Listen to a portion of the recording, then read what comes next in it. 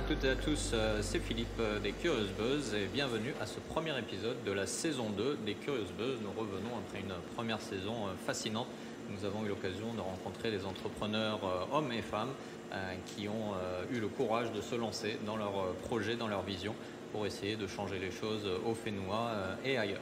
Et pour démarrer cette année, on va se faire plaisir et on va parler ensemble de chocolat, de pâtisserie et de bon café, puisque les Curious Buzz vous amènent pour ce premier épisode de la saison 2 à la chocolaterie by M, mon nouveau spot préféré de Papeete, situé dans le centre Weimar.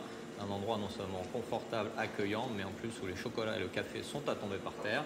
Et nous avons la chance de venir y rencontrer Morgane, la créatrice de la chocolaterie by M. Morgane, Yorana. Yorana. Merci de nous accueillir dans cet espace. Alors avant qu'on parle de toi, pour nos auditeurs qui nous écoutent et qui n'ont pas les images, est-ce que tu peux nous décrire l'endroit dans lequel tu nous accueilles aujourd'hui? Bien sûr.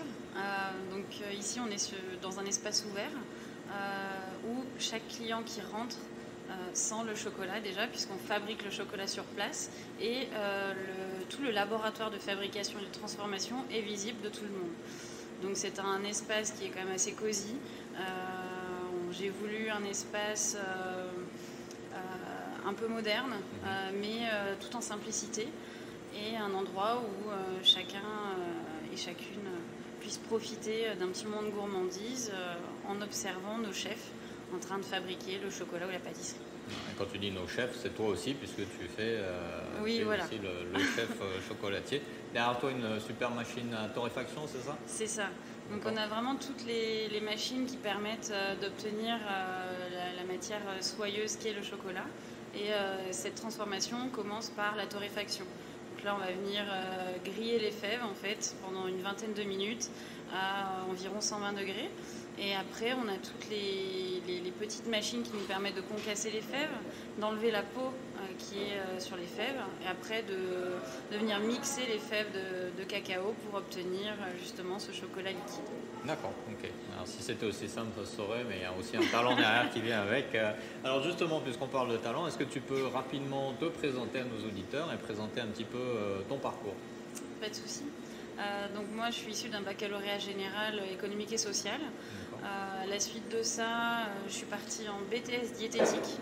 Donc pendant 2 ans, j'ai étudié l'alimentation, les aliments, tous les nutriments, les différentes maladies, les régimes associés aux différentes maladies. Et puis, quand il a fallu commencer à parler de choses sérieuses et parler de régime, et que je voyais le visage des gens se décomposer, j'ai senti que j'étais vraiment pas à ma place. Donc du coup, ça s'était très bien passé dans un restaurant dans lequel j'ai fait un stage durant ces 2 ans, puisqu'on a des stages en restauration collective et en restauration normale aussi. Et j'ai été toquer à leur porte, leur demander si c'était possible de prolonger un petit peu, de faire un petit stage supplémentaire. Ça s'est très bien passé, ils m'ont gardé 1 an et demi. Au bout de 6 mois, je suis passée chef de partie, donc j'étais responsable de 2 apprentis et du poste entrée et dessert. Et à la suite de ça, ça m'a emmenée à la pâtisserie, donc j'ai voulu passer un diplôme pour avoir plus de poids en fait dans les entreprises. Et j'ai été chez Alain Ducasse, donc l'école à l'ENSP, donc c'est à côté de Saint-Étienne, où j'ai passé mon CAP pâtissier en 1 an, au cours duquel j'ai fait un stage chez un champion du monde de pâtisserie, qui lui était à Cannes. Et j'ai continué, Four Seasons, juste après le diplôme, où j'étais juste commis pâtisserie. Four Seasons de Tahiti, de Bora-Bora? Non, de Genève. Ah oui, d'accord. Ouais, okay. J'étais à Genève. J'avais pas encore quitté vraiment l'Europe. Et donc je suis restée 1 an, je suis repartie, j'ai voulu continuer les études. Pour moi, j'étais trop inexpérimentée, je savais encore rien, j'avais juste fait 1 an de pâtisserie. Donc j'ai été chez Olivier Bajard, qui est meilleur ouvrier de France et champion du monde des desserts. Et donc lui, il est à Perpignan. J'ai fait 1 an de mention complémentaire en dessert de restaurant. Et en parallèle de ça, je me suis inscrite en cours d'année au CAP chocolatier. Donc j'ai eu le déclic quand j'ai fait un concours en fait. J'ai fait un concours cette année-là à Toulouse où on avait une pièce artistique en chocolat à faire et un bon de chocolat à présenter. Donc jury de grands chefs, meilleur ouvrier de France. Et ça m'a décidé. J'ai eu le déclic avec le chocolat, donc j'ai continué là-dedans. Et j'ai voulu faire un brevet technique des métiers, donc un BTM chocolatier en région parisienne. Première année, j'étais dans une entreprise plutôt en semi-artisanal sur Bordeaux. Et la deuxième année, je suis montée à Paris et j'ai développé une gamme de chocolat et de confiserie dans un restaurant. Voilà pour le circuit, on va dire, plutôt traditionnel dans notre métier. Ça n'a pas empêché qu'à côté, j'ai fait plein de stages avec des professionnels, donc des stages sur 3-4 jours, et qui perfectionnent certaines techniques, certains produits, donc pour le chocolat comme pour le cacao, la pâtisserie. Et j'ai aussi suivi la formation d'expert en cacao au sein du CIRAD de Montpellier, parce que pour moi, c'était très important de connaître exactement toutes les caractéristiques du cacao, du chocolat, comment on arrivait à avoir tout ça, qu'est-ce qui se passait. Et donc voilà, je suis expert en cacao depuis. Je me suis exilée au Vietnam à la suite de tout ça pendant 2 ans chez Marou. Donc c'est une grosse entreprise, enfin c'était une petite entreprise quand je l'ai connue à l'époque. Et maintenant c'est devenu une grosse entreprise, ils exportent le chocolat vietnamien dans 47 pays.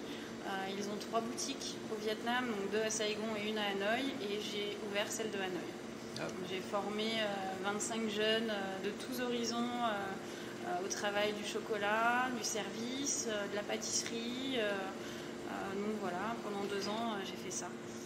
Et après, ma mission était terminée, je ne savais pas trop quoi faire.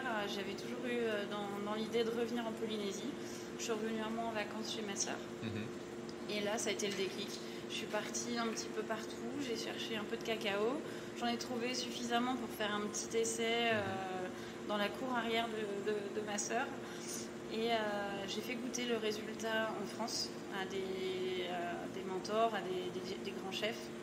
Et ça a été plutôt bien reçu, ouais, très bien reçu même. Et j'étais pas perfectionnée, enfin c'était pas parfait, la fermentation n'était pas parfaite, le séchage non plus, c'était vraiment brouillon. Mais il y avait les prémices d'un chocolat d'exception. Donc je me suis décidée à revenir 3 mois. Je me suis laissé 3 mois pour me dire ça vaut le coup, ça vaut pas le coup. J'ai fait le tour de la Polynésie. J'ai dénombré plus de 850 arbres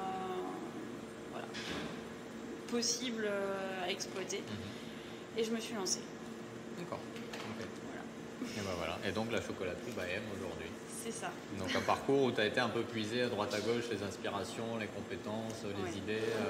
Et qu'est-ce qui a... Parce que c'est ta première entreprise, la chocolaterie Bahem. Alors qu'est-ce qui a fait justement que tu t'es dit c'est ça qu'il faut que je fasse dans ce concept-là? Comment l'idée a émergé J'avais toujours eu l'envie, en fait au Vietnam, j'ai aidé à ouvrir une boutique vraiment dans le même concept, même style. Et j'aimais bien ce côté communication et apprentissage, transparence. Et je me suis dit depuis ce moment-là que si je devais ouvrir quelque chose un jour, et que c'était pas ciblé juste boutique, mais si je voulais faire quelque chose d'un peu plus grand, ce serait un concept comme ça. Au début ici, je devais juste avoir une petite unité de transformation pour faire des tablettes, proposer des produits chocolatés à l'export essentiellement et aussi en local dans les hôtels. Alors je ne sais plus trop comment c'est venu, mais c'est venu d'un coup en fait. Et certainement à la suite d'une conversation avec mon ancien patron du Vietnam, Samuel, qui lui me dit mais il faut que tu ouvres une boutique, c'est génial, c'est ça qu'il faut que tu fasses.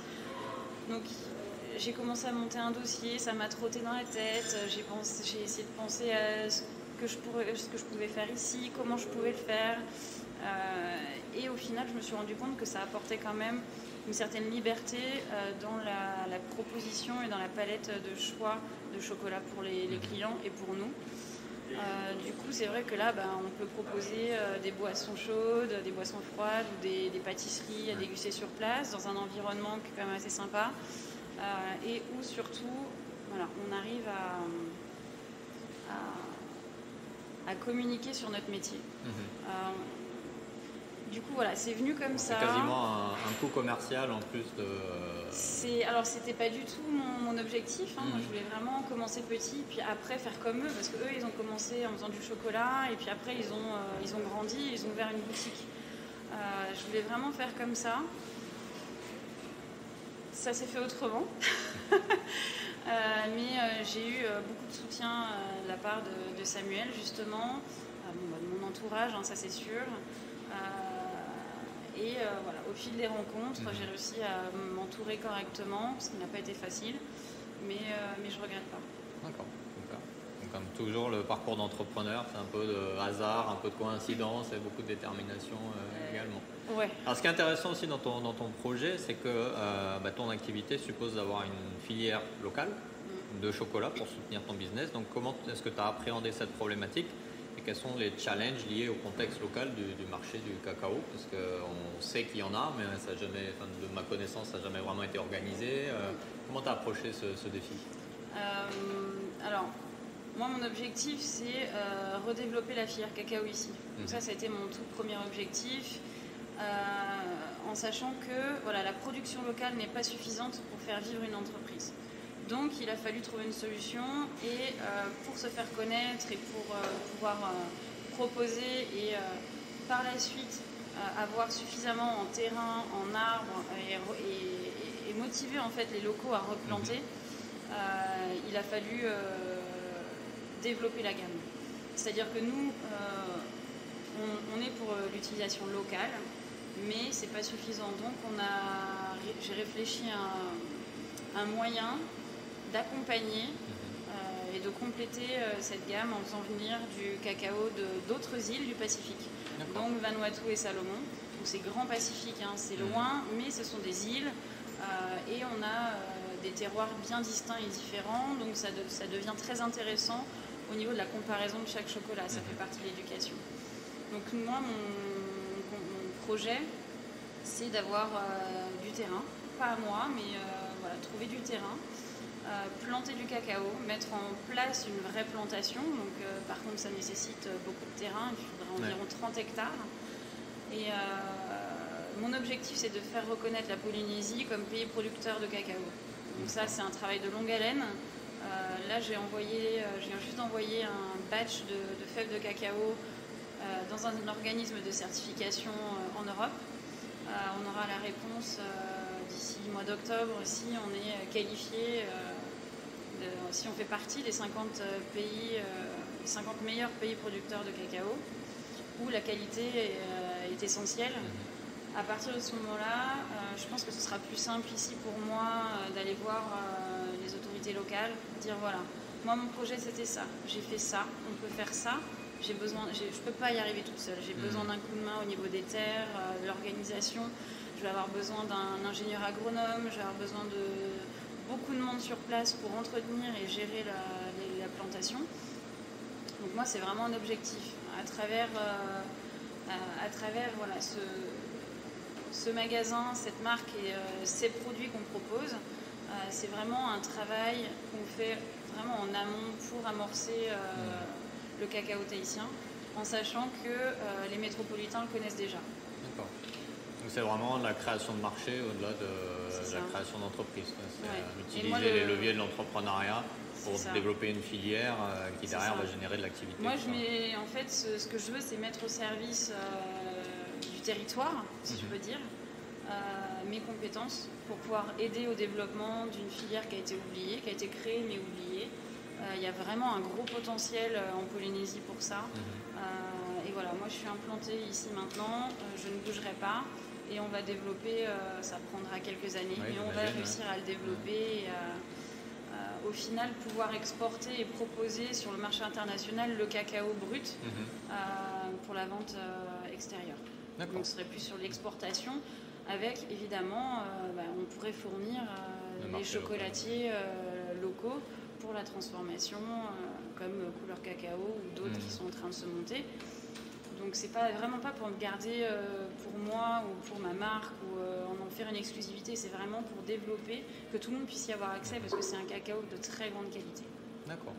Est-ce que tu te qualifierais d'entrepreneur social éventuellement ou Je sais pas comment je me qualifierais, plutôt entrepreneur passionné peut-être. D'accord, ok, super, c'est une belle définition aussi. Mais voilà, non, moi, la réussite de ce projet, ça dépend pas que de moi, quoi. Bien sûr. Donc j'ai besoin de partenaires, j'ai besoin d'être épaulée. Moi, je suis chef chocolatière à la base, je suis devenue chef d'entreprise, entrepreneur aussi, mais voilà, il faut être businesswoman pour pouvoir faire des business plans, pour pouvoir gérer à l'international. Il y a vraiment ça va déboucher sur plein d'offres d'emploi voilà, en local et à l'international, j'espère par la suite, quoi. Mais c'est vraiment un projet d'envergure. Ok, excellent. Alors, dernière question avant de rentrer juste plus sur ton parcours d'entrepreneur. La chocolaterie by M a ouvert en juin de l'année dernière. Juin 2020. Donc en plein milieu d'une pandémie qui arrive tous les 100 ans. Ça tombe bien, belle coïncidence. Comment ça t'a impacté ce contexte un peu particulier qu'on vit? Étant donné que j'ai pas de recul dans une autre entreprise que j'aurais montée dans le même schéma, enfin dans la même configuration, je peux pas dire si ça m'a beaucoup impacté ou pas. Par contre, c'est vrai que après, on ne peut pas comparer le Vietnam et ici, mais au niveau clientèle, au niveau fréquentation, au niveau voilà, les gens sont quand même beaucoup plus réservés depuis la crise, je pense. Donc je pense qu'on touche pas tout le public qu'on devrait. Ça laisse du potentiel du coup. Ça laisse du potentiel. On est vraiment, voilà, mon expert comptable dit, on est en année Covid. Tu t'en sors, tu es en année Covid, mais tu t'en sors. Donc imagine quand le tourisme aura repris, quand voilà, tout le monde pourra sortir, parce que le port du masque, ça freine quand même beaucoup de gens. Bien sûr. Ouais. Nous, on porte toute la journée, mais ça freine des gens, puisque la police qui passe dans la rue, si elle voit des clients qui ne sont pas masqués, rentre dans la boutique pour dire attention, il faut mettre le masque, et puis... si on récidive une ou deux fois, on risque une amende. Ouais, très grosse amende. C'est sûr que c'est pas un contexte qui porte à venir se faire plaisir tranquillement. Non. Et puis, je pense que... Bon, après, nous, on est dans le chocolat, c'est de l'alimentaire, donc les gens aiment bien se faire plaisir. Et c'est vrai que comme on est un peu dans une période de frustration, voilà, on s'en sort. Il y a quand même moins de fréquentation du centre-ville, je pense. Comme le dit un magazine de la place qui vient de sortir, c'est un peu le crash test. Si tu passes ça, a priori, c'est bon signe. Ah bah, on devait ouvrir le 9 avril 2020, plein confinement, donc ça a été reporté au 15 juin, parce que du coup la fin des travaux a été reportée après le confinement, ça a été compliqué. J'avais déjà mes employés, donc on ne fonctionnait pas, mais le magasin, voilà, les employés étaient là, il fallait vraiment faire quelque chose. Donc ça a été très compliqué. Mais bon, on a réussi et pour l'instant, voilà, on marche sur des œufs, mais on continue. Bon, c'est bien. Ok, on va faire une petite pause. Je vais en profiter pour continuer à prendre mon bon café de la chocolaterie by M. On va écouter un petit message de nos annonceurs. On se retrouve dans quelques secondes.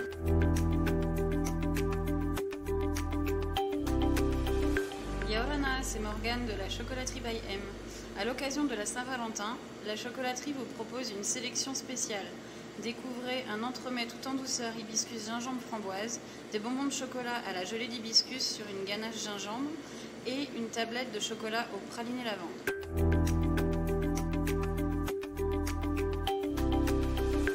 Et nous sommes de retour toujours dans le bel espace de la chocolaterie by M avec Morgane. Morgane, ça va toujours? Ça va toujours. Ok, donc on va maintenant se focaliser un petit peu plus sur toi et ton parcours d'entrepreneur. Alors tu nous disais tout à l'heure, juste avant la pause, que tu as donc ouvert au mois de juin, mais le projet était déjà lancé un petit peu avant ça. Alors au cours de toute cette période, et en gros du moment où tu as eu le déclic de te lancer dans l'entrepreneuriat jusqu'à aujourd'hui, est-ce que tu peux nous dire quelle a été la meilleure leçon que tu as apprise, que ce soit sur toi ou sur le monde de l'entrepreneuriat, et quelle a été la pire leçon? Je pense que les deux vont être liés, parce qu'en fait la meilleure leçon c'est de ne pas s'associer, donc s'associer avec personne. La pire, ça a été de m'associer ou de vouloir m'associer avec des personnes véreuses.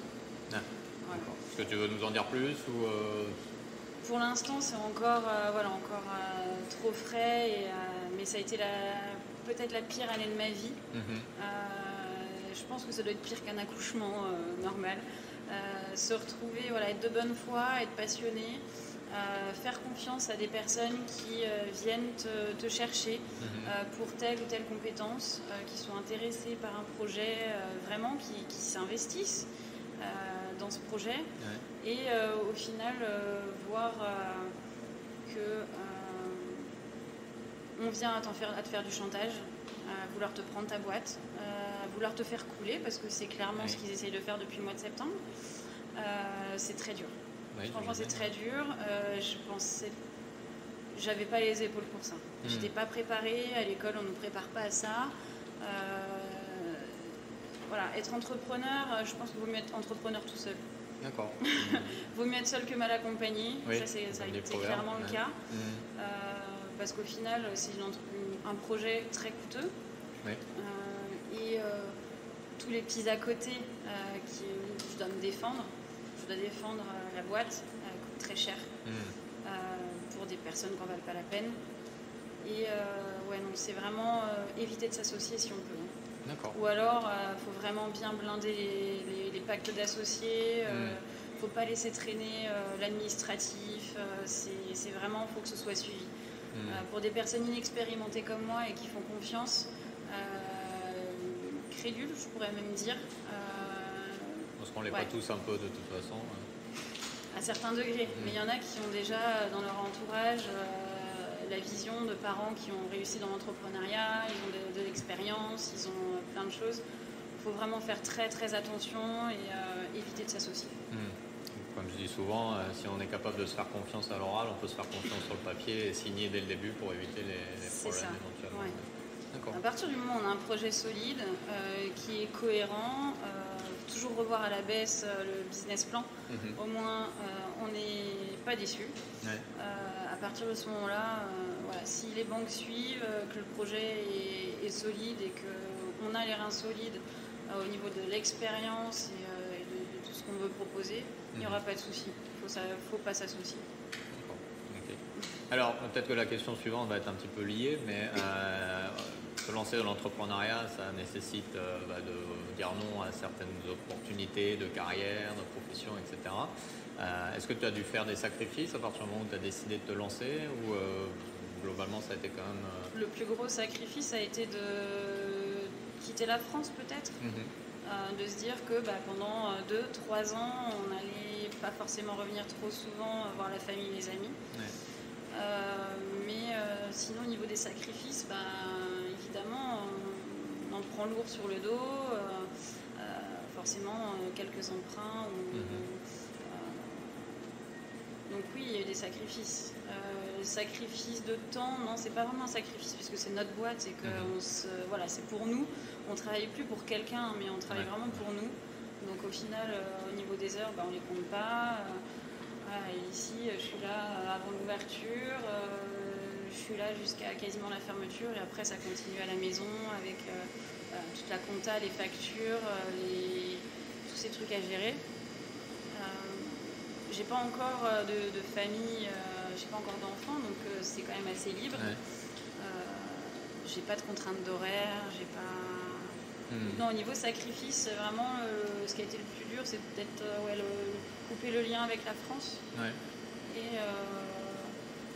Et se poser la question aussi si ça valait le coup de continuer à en prendre plein dans la... Je crois que tous les entrepreneurs vivent ça au moins une fois par semaine, de se dire est-ce que ça vaut le coup de continuer. Ça m'arrive encore de me demander si ça vaut le coup de continuer. Des fois, ça m'arrive de me dire que j'ai envie d'arrêter.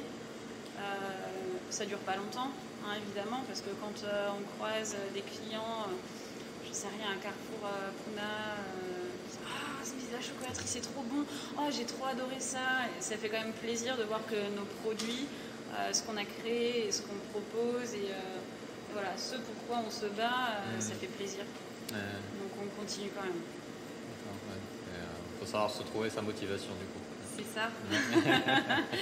Pas Alors, facile tous les jours. Il y a une chose que j'ai envie de savoir quand même, parce que donc tu gères l'entreprise, tu fais les chocolats, ce qui a priori prend du temps quand même, j'imagine. Parce que je pense qu'il y a aussi beaucoup d'expérimentation à côté, uniquement pas que la production. Donc est-ce que tu peux nous dire un peu à quoi ressemblent tes journées? Comment tu coordonnes toutes ces tâches très différentes, tous ces métiers quasiment tout différents dans une seule et même journée? Ouais, la journée type. Ouais. Journée type, réveil 6h15, arrivé au travail à 7h. Maintenant, voilà, moi, j'ai mon chef chocolatier, mon chef pâtissier, donc il m'épaule. Mais avant, j'étais en labo, je faisais toutes les préparations avant l'ouverture avec mon chocolatier jusqu'à peu près 9h, 9h30. Après, je quittais le labo, je venais en salle. Au début, en tout cas, j'aidais la vente. Ouais. J'aidais à la vente ma responsable de vente qui était toute seule, donc qui se faisait beaucoup d'heures. C'est souvent d'ailleurs où je travaillais en vente le matin et entre deux clients, j'étais sur l'ordinateur en train de faire les factures, ou la compta, ou l'organisation, les commandes. Sinon, maintenant, voilà, c'est plus 6h15 debout, 7h au magasin. De 7 à 9, je suis là, j'aide un petit peu au labo si besoin. Sinon, je suis sur l'ordinateur, je fais ma compta. Je fais tout ce qui est important, tous les mails, les commandes. Et puis, en général, autour de midi ou 13h, je vais au labo. J'essaye de faire un peu, de produire un peu, parce que ça me manque, forcément. Oui, parce qu'à la base, ta passion, c'est quand même faire les chocolats. C'est pas faire la compta. C'est ça. Mais je savais, j'entendais les chefs parler autour de moi et ils me disaient, à partir du moment où tu as ta boîte, de toute façon, tu oublies le labo. Tu auras vraiment autre chose à faire que d'être en prod et il faudra que tu sois bien accompagné, donc je comprends pourquoi. Voilà. Après, on est toujours en train de penser à l'événement festif qui va venir, donc essayer de surfer sur, par exemple là, la Saint-Valentin qui approche à grands pas. Il y a eu les fêtes, il y a eu pas mal de choses. Essayer de créer aussi l'envie de venir aux gens. Donc c'est tout ce qui est publication Insta ou Facebook, un suivi de com. Donc après, il y a toute la préparation et l'organisation, et ça prend du temps.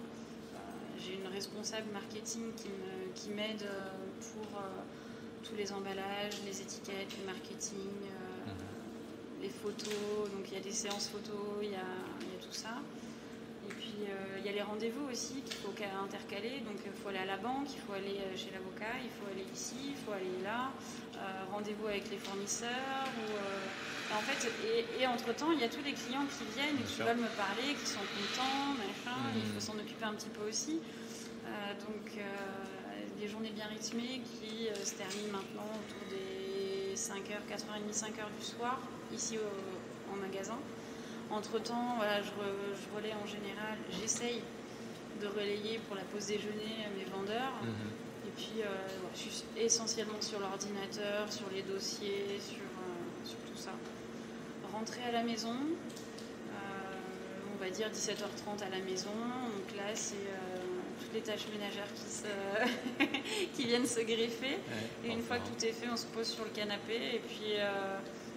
faut discuter avec les fournisseurs en métropole, passer les commandes en métropole, des appels en métropole, voilà, ou en métropole ou ailleurs. Mais beaucoup de... Je me pose en général autour des 8h, 8h30 le soir, et puis je mange un morceau. On commence à regarder un film, 5 minutes après, je dors. C'est ce que j'allais te demander. A priori, tu n'as pas de problème de sommeil. Et non. J'ai passé beaucoup de nuits sans dormir, par contre, entre septembre et novembre. Mais non, depuis, je suis assommée le soir, je fais pas long feu. Mais heureusement qu'on a le couvre-feu et qu'on ne peut pas sortir, parce que sinon, je crois que je n'assumerais pas les soirées. Effectivement. Alors, autre question, je ne la pose pas toujours à mes invités femmes, parce que je pense que ce n'est pas nécessairement logique. Mais quand on pense maître chocolatier, c'est maître. Donc c'est plutôt, on pense, malheureusement, le cliché dit c'est un homme. Est-ce que c'est quelque chose qui a été problématique à ton niveau? Comment tu gères l'image de cette femme qui fait du chocolat et qui, du coup, est une entrepreneur, etc. est tout à fait légitime dans son rôle, mais qui m'a peut-être subi certains préjugés, certains... Ouais, alors ouais, je suis dans un métier quand même qui est assez misogyne. Ouais. Les femmes, il y en a de plus en plus, mais ça a été très difficile. D'autant plus que j'ai pas commencé comme les autres à 14 ou 16 ans. Ouais. Je suis venue bien plus tard dans ce métier, donc c'était plus une reconversion et c'était mal perçu, surtout que j'ai essayé d'être dans des sphères de grande qualité, donc c'était des meilleurs ouvriers de France, des champions du monde. La nouvelle génération de chefs pâtissiers chocolatiers, ça va, c'est pas le plus problématique. Le plus problématique a été vraiment l'ancienne génération. Ouais. Là, ça a été très compliqué. Une femme plus vieille que la normale, c'est encore plus compliqué. En apprentissage, c'est encore moins bien. Donc voilà, ça a multiplié les handicaps. Ah bah, je pense que je devais tout avoir. Ça a été très dur. Maintenant, maintenant, Ça va. je m'en fous. Maintenant, voilà, je fais partie de la nouvelle génération. Je suis pas connue comme certains pâtissiers ou chocolatiers, et entre nous, ça m'est égal. Voilà, c'est pas un problème. Là où je rencontre le plus de soucis, c'est que je suis jeune. J'ai des employés qui sont un peu plus jeunes que moi, mais on est de la même génération. Ouais. Donc des fois, c'est un peu compliqué de trouver une zone de respect et de hiérarchie. Parce que c'est vrai que moi, j'ai plus une vision à l'américaine de l'entreprise, en étant proche des employés, en rigolant avec eux, en essayant de faire des team building, d'aller prendre des bières le soir après le boulot. Et c'est vrai que des fois, on n'est pas forcément habitué à avoir un patron comme ça. Il faut bien délimiter l'espace. C'est pas facile. Ouais. Parce que je suis en train de me dire que j'ai peut-être été trop laxiste, ou trop proche, ou trop familière. Donc voilà, c'est vraiment... là, je commence à remettre un petit peu, à recadrer, etc. C'était pas simple. J'y vais petit à petit. Je suis pas une mauvaise patronne, je suis plutôt cool, je suis arrangeante, je suis jeune. Je peux comprendre quand on arrive avec la gueule de bois. Mais bon, voilà, à partir du moment où le travail est fait et où il y a un sourire pour le client, tu peux être malade comme tu veux, ça m'intéresse, ça passe. Mais c'est pas simple. Comme tu disais tout à l'heure, ça aussi c'est quelque chose qu'on n'apprend pas à l'école. Donc c'est avec l'expérience que ça va venir. Et en étant une femme patronne, patron, c'est assez compliqué aussi pour les hommes dans notre métier à nous. D'accepter se faire diriger entre guillemets par une femme, c'est pas simple. Ouais. C'est pas simple à accepter pour tout le monde et il y a un temps d'adaptation, je pense. Et c'est assez compliqué. Ouais. Il y a encore du boulot pour arriver à l'égalité dont on parle, malheureusement. Ok, ça marche. On va faire une deuxième pause pour entendre un autre message de nos annonceurs et on se retrouve pour la dernière partie de cet épisode.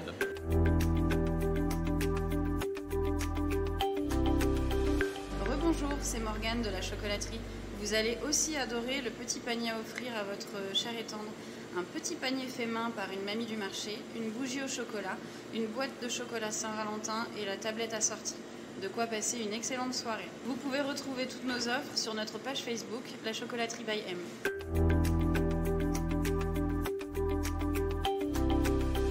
Et nous sommes de retour toujours à la Chocolaterie by M avec Morgane. Morgane qui nous parle donc de son expérience d'entrepreneur et de maître chocolatier, on dit quand même si c'est une femme, à la Chocolaterie by M. Morgane, maintenant on va regarder un petit peu vers l'avant, vers le futur. On parlait tout à l'heure du contexte de crise dans lequel tu as lancé ton entreprise, qui n'est pas forcément un contexte facile, mais pour le moment ça tient, donc c'est bien. Donc 3 questions et je te demande juste de me répondre optimiste ou pessimiste et on rentrera dans le détail après. L'avenir du Fénois, pessimiste ou optimiste? Optimiste. Ok. Ouais, ok, plus par conviction que par réalisme c'est difficile de... Ouais. Ok, on va revenir se projeter. On va revenir dessus après. L'avenir de la Chocolaterie by M. Optimiste. Optimiste. Et ton avenir personnel? Optimiste. Ok, ça marche. Alors, rentrons donc dans les détails. Donc, tu disais pour le Fénois, dur de se projeter, j'imagine que c'est à cause du contexte actuel. Et comment tu intègres ça dans tes plans de développement par rapport à l'entreprise? Du coup, oui, compliqué parce que le tourisme, ça représente quand même une grosse partie du marché polynésien pour nous en tant que commerçants, en tant qu'hôtel. C'est vraiment compliqué. Ouais.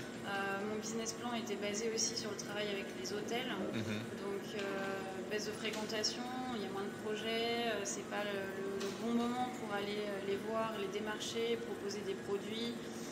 Donc ça va prendre plus de temps. Mais faut tenir encore quelques mois, je pense, et ça va reprendre tout doucement. Non, il faut rester optimiste et se dire qu'il y a quand même la population locale, que oui, c'est certes moindre, mais on est quand même là et on devrait tenir le coup. Il faut rester optimiste. Ouais, il y a besoin. Il y a besoin. Et du coup, par rapport à ça, comment tu prépares l'avenir de l'entreprise pour l'année qui vient et même après? Est-ce que tu as déjà des projets de développement, d'évolution, sans rentrer dans le secret de certains? Ouais. Est-ce que tu peux nous partager certains éléments?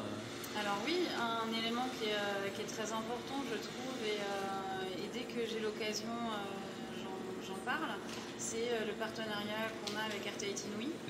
Donc ils soutiennent le projet depuis le tout début de cette aventure. Et on va travailler ensemble. Je leur ai créé, rien que pour eux, un chocolat à leur image qui vont être distribués sur toute la flotte d'Air Tahiti Nui.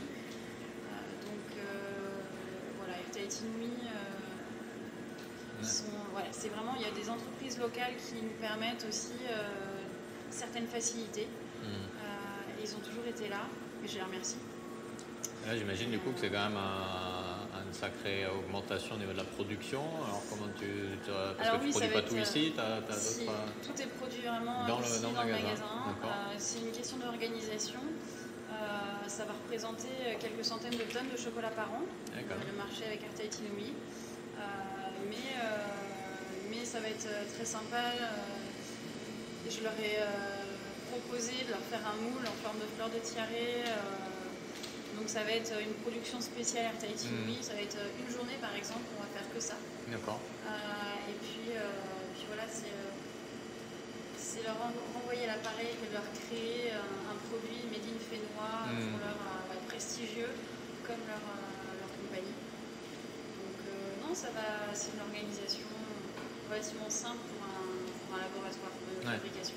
J'imagine que ça fait une belle promotion pour toi, parce que forcément, les touristes qui viendront découvriront les produits direct dans l'avion. C'est sûr. Ils chercheront éventuellement à les avoir. C'est certain. Après, il y a des hôtels aussi qui me démarchent. Ouais. Donc, très récemment, le Saint-Régis de Bora. Donc, on commence à travailler avec eux. Ils ont déjà goûté notre chocolat. Ils sont conquis. Et puis, voilà, c'est le début j'espère, d'une longue collaboration. Et j'espère pouvoir développer encore plus, pouvoir travailler encore plus avec les hôtels. D'accord. Leur proposer, leur créer une amenity spéciale pour mettre en chambre. Voilà, vraiment tout est possible. Donc les CHR, c'est important pour nous. Autant que les clients locaux qui viennent dans le magasin. Mais voilà, l'objectif de développement, c'est vraiment les hôtels et quand la situation ira mieux, pouvoir reparler d'export. D'accord. Okay. Donc ça, c'est toujours l'objectif final, c'est vraiment de créer la filière à l'export. D'accord, ok. Et donc par rapport à tout ça, donc ton avenir personnel, optimiste parce que parce que j'ai une entreprise qui fonctionne. Ça se passe plutôt bien. J'ai la satisfaction de rentrer chez moi, d'avoir fait quelque chose de bien de ma journée. Je suis dans ce que j'aime. Ma vie personnelle va très bien aussi. Donc malgré les défis. Ouais, non, je suis bien épaulée à la maison. C'est bien. Donc je suis prête à tout vivre parce que je pense que j'ai dû vivre le plus difficile dans la vie d'un entrepreneur. Donc maintenant, ça va être que du bonheur. Ce que nous disent beaucoup de nos invités, c'est vraiment le soutien des amis, de la famille, de l'entourage est fondamental Famille, pour tenir le coup. amis, compagnons, c'est Ok. ma maman qui vient tous les 2-3 mois de métropole pour me filer un coup de main dans la boutique, ou là elle va partir aux Marquises par exemple pour des terrains, pour voir un petit peu tout ça. Donc non, j'ai quand même pas mal de soutien. C'est important. Ouais. Ok, ça marche. Alors, avant-dernière question. On a parmi nos auditeurs des gens qui envisagent de se lancer dans l'entrepreneuriat, qui ont peut-être une idée, un projet, ou qui sont déjà entrepreneurs et qui aiment écouter l'expérience des autres. Est-ce que tu aurais, au travers de ton parcours, quelque chose, une recommandation ou un commentaire ou une idée que tu aimerais partager avec notre public de façon générale? Il faut bien se renseigner dans tous les organismes. Je pense par rapport à ici, la CCISM, il faut trouver un bon expert comptable, il faut vraiment bien s'entourer. Pour tout ce qui est contrat, vraiment passer par avocat, il faut vraiment que tout soit carré. Être à l'affût aussi de la moindre possibilité d'avoir des aides pour pouvoir se lancer, parce que ça coûte très cher de se lancer dans l'entrepreneuriat. C'est beaucoup d'investissements financiers, personnels évidemment, mais financiers. S'assurer qu'on va être épaulé quand même aussi côté famille, amis, et toujours se laisser au moins une journée de tranquillité, sans téléphone, sans mail, sans ordinateur par semaine. Prendre du temps pour soi. Ouais. C'est important. C'est très important, très très important. Surtout la première année, je pense que c'est la pire. C'est celle où on a vraiment le plus besoin de prendre du recul, et c'est ce qui permet au final d'avancer correctement et de voir certaines situations sous un autre œil. Mais vraiment bien se renseigner, faire les choses correctement, ne pas brûler les étapes, comme certaines, voilà, comme j'ai pu faire ici, peut-être brûler les étapes. Je suis un peu trop. Mais ça, des fois, on va aller vite pour commencer à faire du chiffre, etc. Et puis finalement, sur le long terme, ça s'avère peut-être moins payant. Il faut vraiment y aller étape par étape. Comme on dit, step by step. Mais c'est difficile au début, mais c'est pour que l'entreprise et le projet puissent vivre plus longtemps. Il faut vraiment ne pas confondre aussi chiffre d'affaires et bénéfices. Ah oui. Très important. Effectivement. Être à l'affût de tout, des chiffres, du comportement, si on est dans le commerce, du comportement des clients. Vraiment faire une étude de marché, c'est très important aussi. Étudier les besoins des clients de chacun. D'accord, ok. Alors, dernière question, très simple, mais ça me trotte dans la tête depuis tout à l'heure. Tu nous as dit que tu as fait un BTS en diététique avant de te lancer dans la chocolaterie. Alors, du coup, tes chocolats, ils sont bons pour le régime et bons pour la santé? Le chocolat noir est bon pour la santé de toute façon. Après, ça dépend des pourcentages, ça dépend du sucre que tu mets dedans. C'est une sucrerie quand même. Alors, les tablettes de chocolat noir, ça va, c'est diététique, on va dire. Mais tout ce qui est à base de crème, forcément, sera plus calorique et plus riche. Après, il faut aussi savoir se faire plaisir, se dire j'achète une boîte avec 16 chocolats dedans, par exemple, j'en mange un par jour. C'est pas ça qui va faire grossir. Après, si tu fais ça toute l'année, peut-être. Oui, mais sans activité à côté. C'est ça. Force avec parcimonie, c'est comme tout, c'est de l'activité à côté. Si tu fais attention. Non, tu peux. Ok, ça marche. Alors, mais du par coup... contre, on va développer une gamme pour les diabétiques. Ah, super. Donc, avec des sucres spéciaux, des recettes spéciales. Les pâtisseries aussi. Il y aura du sans gluten, il y aura du sans lactose. On va développer une gamme plutôt diététique, on va dire. Pour tous les régimes. Et aussi une petite gamme de barres énergétiques pour le sport. D'accord. À base de chocolat. À base de chocolat, toujours. Excellent. On aura hâte de voir ça. Et du coup, n'hésitez pas et venez visiter la chocolaterie by M. Morgane, merci beaucoup de nous avoir reçus dans ton bel endroit, dans ton beau magasin. Bon courage pour la suite de tes projets et pour la suite de cette belle aventure. Et on espère voir l'export de cacao augmenter dans les années à venir grâce à toi. Et puis bon vent, comme diraient les marins. Et bon chocolat à tout le monde, à la chocolaterie by M, au centre Weimar, derrière le rétro. Merci Morgane, à bientôt. À bientôt.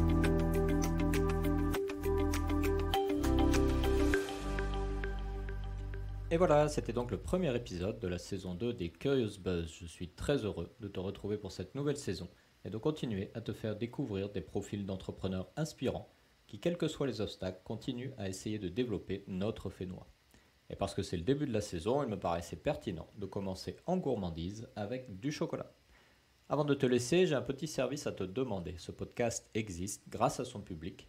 Et pour continuer à donner la parole à nos créatrices et créateurs d'entreprises locales, je te serais très reconnaissant si tu pouvais laisser un commentaire sur la plateforme de podcast que tu utilises ou tout simplement de partager cet épisode ou les autres épisodes sur tes réseaux sociaux avec tes amis, tes collègues ou ta famille.